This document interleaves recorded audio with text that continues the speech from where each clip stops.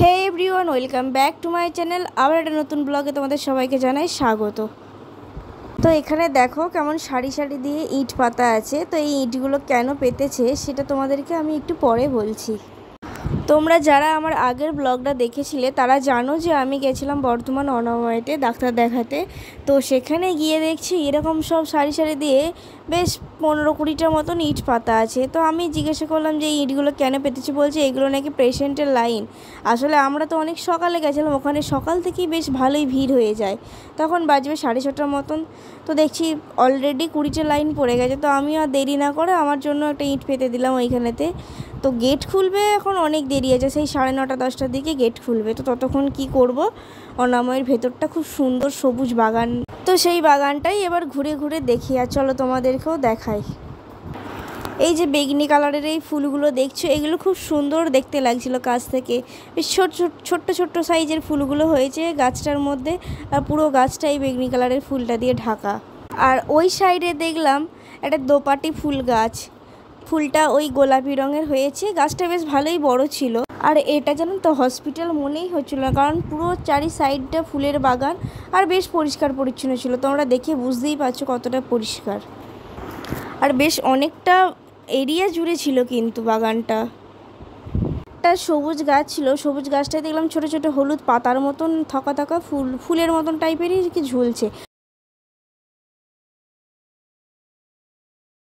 এই বাঁ দিকে দেখলাম বেশ হলুদ রঙের খুব সুন্দর ফুল ফুটেছে। তো বাপিকে বললাম যে এইখানেতে বসতে, কারণ আমরা 6:30টায় পৌঁছে গিয়েছিলাম আর গেট খুলবে প্রায় 9:30-10টা নাগাদ। তো এখনও অনেক দেরি, তো অতক্ষণ কি করবে দাঁড়িয়ে থেকে, সেই জন্য বললাম বসতে। আর এই যে ফুলগুলো দেখছো, এই ফুলগুলোর নাম হচ্ছে মাধবীলতা ফুল। এই ফুল গাছটা কিন্তু আমার বাড়িতে ছিল আগে। এই ফুল গাছটাই মানে একটা ফুলের সাথে আরেকটা ফুল গেঁথে আমরা মালা করে কিন্তু গলায় তারপরে কানে পরতাম, দিয়ে খেলা করতাম। আর ওই দিনকে প্রচুর রোদ হয়েছিল বাইরেতে, মানে অবস্থা খুব খারাপ হয়ে যাচ্ছিলো। আর সারাদিন ধরো কিছু খাওয়া জোটে নেই, তাই বাড়ি এসে মাকে বললাম মুড়ি দিতে। মা চপ আর সিঙ্গাড়া নিয়ে এসেছিলো, তো সেটা দিয়ে মুড়ি খেলাম। আর বিরিয়ানি নিয়ে এসেছিলাম, তো সেটা রাতে খেয়েছিলাম। বর্ধমান যাব বিরিয়ানি আনবো না সেটা তো হয়ই না, কিন্তু এই বিরিয়ানিটা খেতে খুব একটা ভালো ছিল না। আমার ইচ্ছে ছিল চিপ অ্যান্ড বেস্ট থেকে নিয়ে আসার, কিন্তু ওইদিকে তো আমরা ফিরিনি, সেই জন্য আর ওখান থেকে নেওয়া হয়নি। তো এই বিরিয়ানিটা নিয়েছিলাম হাটগোবিন্দপুর থেকে। খেতে মোটামুটি ভালো ছিল। আর বাবার জন্য নিয়ে এসেছিলাম একটা এনশিওর, যেহেতু শরীরটা খুব দুর্বল ছিল, তো একটা কিছু মানে প্রোটিন পাউডার আর কি খাওয়াতে হবে। তো ডাক্তারকে জিজ্ঞাসা করি আর কি ওটা কিনে নিয়ে এসেছিলাম। তারপর ওটার মধ্যে কী কী বেনিফিট আছে সেগুলো প্যাকেটে একটুখানি আমরা নেড়ে চেড়ে দেখছিলাম।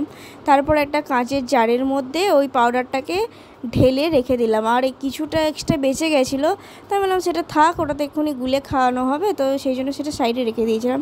তারপর একটা বাটিতে জল গরম করে, জলটা হালকা একটুখানি গরম করে ওই যেটা এক্সট্রা ছিল প্যাকেটের মধ্যে সেই পাউডারটা ওর মধ্যে গুলে আর কি দিলাম বাবাকে খাওয়ার জন্য।